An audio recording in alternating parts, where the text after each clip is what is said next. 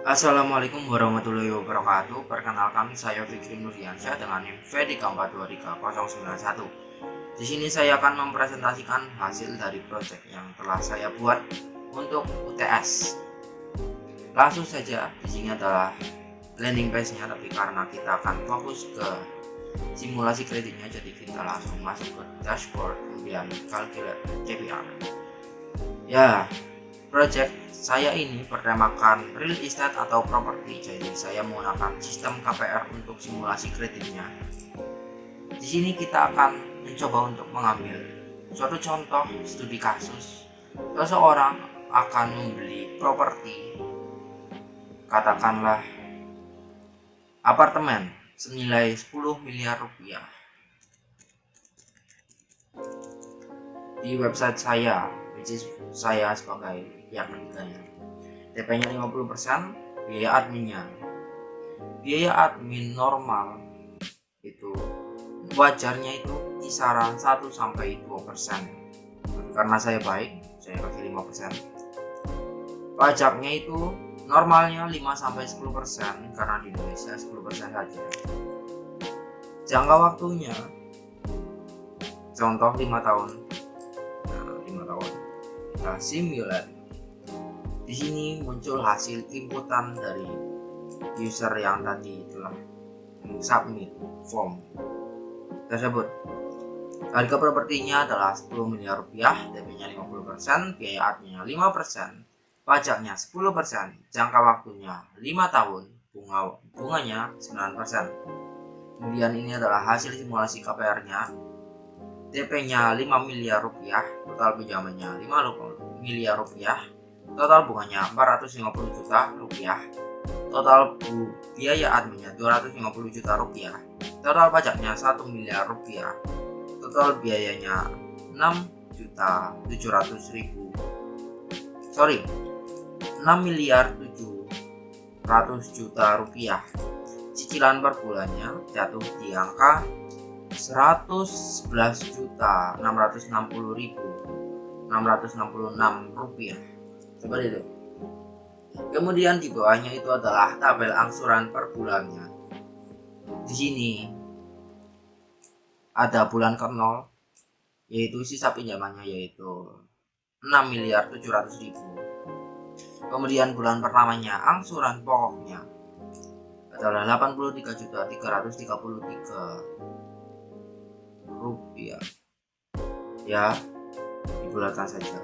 Pajaknya 16.660.000 rupiah, biaya adminnya 4.166.000 rupiah, bunganya 7.500.000 rupiah, dan total angsurannya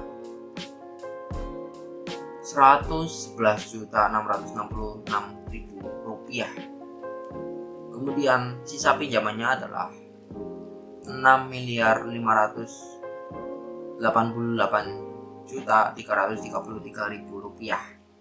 Sisa pinjaman ini berasal dari mana? Berasal dari sisa pinjaman dari bulan sebelumnya, which is bulan 0, dan dikurangi dengan total angsuran tadi. Total angsuran itu adalah angsuran tambah pajak tambah biaya admin ditambahkan bunga.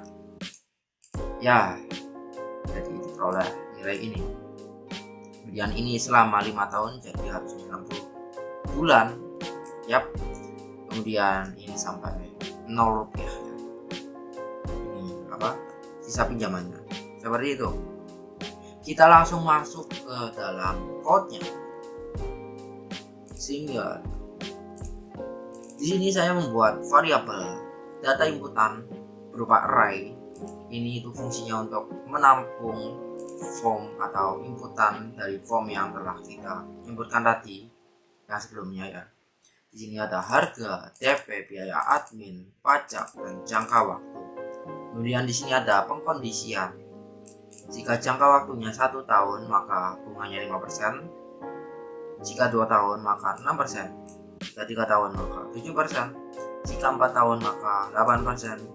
Jika 5 tahun atau seterusnya kalau ada itu bunganya 9%. Kemudian ini adalah codingan untuk menampilkan hasil inputan, yaitu ini hasil inputannya seperti itu. Kemudian saya membuat variabel baru namanya hasil simulasi. Ini berupa array juga. Ini itu fungsinya untuk menampung data-data yang telah diproses sehingga menjadi hasil simulasi. Data-datanya tersebut itu berasal dari data inputan tadi. Contohnya di sini adalah contoh dari hasil simulasi di sini adalah DP. Kalau dari data inputan DP-nya itu masih berupa persentase, kalau di hasil simulasi DP-nya sudah dikalikan dengan harga asli, jadi berupa rupiah ya, seperti itu. Kemudian di sini ada total pinjaman diperoleh dengan harga dikurangi DP. Kemudian angsuran pokok itu total pinjaman dibagi jangka waktu per bulannya. Total bunga itu total pinjaman dikalikan dengan bunga persentasenya. Kemudian total pajak itu adalah harga dikalikan pajak persentasenya.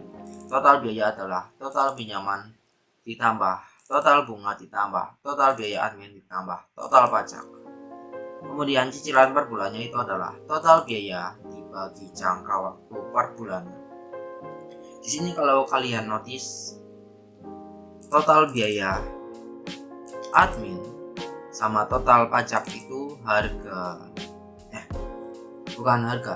pengkaliannya itu beda ya. Kalau biaya admin itu dikalikan dengan total pinjaman, kalau total pajak itu dikalikan dengan harga. Harga itu adalah harga asli properti tersebut ya. Contoh saja tadi 10 miliar, maka 10 miliar dikalikan dengan pajak persentase seperti itu. Tapi kalau total biaya admin, yaitu total pinjaman dikalikan dengan biaya admin. Total pinjaman itu apa? Total pinjaman itu adalah harga harga yang sudah dikurangi dengan DP. Jadi ya biaya admin itu hanya dikalikan dengan pinjaman saja, tidak total keseluruhannya. Ya tidak seperti pajak tadi, karena pajak itu dikalikan dengan harga properti itu sendiri seperti itu, yang belum dikurangi DP seperti itu. Kemudian ini adalah codingan untuk menampilkan hasil simulasinya, yaitu ini seperti itu. Kemudian ini untuk menampilkan tabel. Di sini adalah header dari tabelnya, bulan angsuran, pajak, biaya admin, bunga, total angsuran, dan sisa pinjaman. Ya, kemudian ini adalah row pertama atau baris pertama yang akan diisi dengan angsuran 0, pajak 0, biaya admin 0, bunga 0, total angsuran 0. Ini pada bulan ke-0 juga ya. Sisa pinjamannya itu adalah 6.700.000.000 rupiah. Kenapa? Karena pembeli belum membayarkan apapun ya. Jadi belum dikurangi apapun, masih biaya normal ini. Total biayanya seperti itu. Kemudian saya membuat variabel sisa pinjaman. Sisa pinjaman itu awalnya adalah total biaya yang tadi ya. Awalnya nilai awalnya. Kemudian pajak per bulannya adalah total pajaknya dibagikan jangka waktu per bulan. Kemudian biaya adminnya per bulannya itu adalah total biaya admin per jangka waktu per bulan. Kemudian di sini adalah perulangan untuk menampilkan baris kedua dan selanjutnya ya. Baris kedua yaitu bulan pertama seperti itu. Di sini saya inisialisasi dulu bunga bulan ini, yaitu isinya itu adalah total bunga dibagikan dengan jangka waktu per bulannya. Kemudian angsuran bulan ini adalah bunga bulan ini ditambahkan pajak per bulan ditambahkan biaya admin per bulan ditambahkan angsuran pokok. Kemudian sisa pinjamannya adalah sisa pinjaman yang tadi ini ya, yang total biaya akan selalu dikurangi dengan angsuran bulan ini per bulannya. Dan ini adalah codingan untuk menampilkan ya baris selanjutnya ya, dari baris ke 0, dari baris pertama seperti itu. Ya, oke, mungkin segitu dulu aja. Semoga kalian tidak bosan menontonnya. Terima kasih.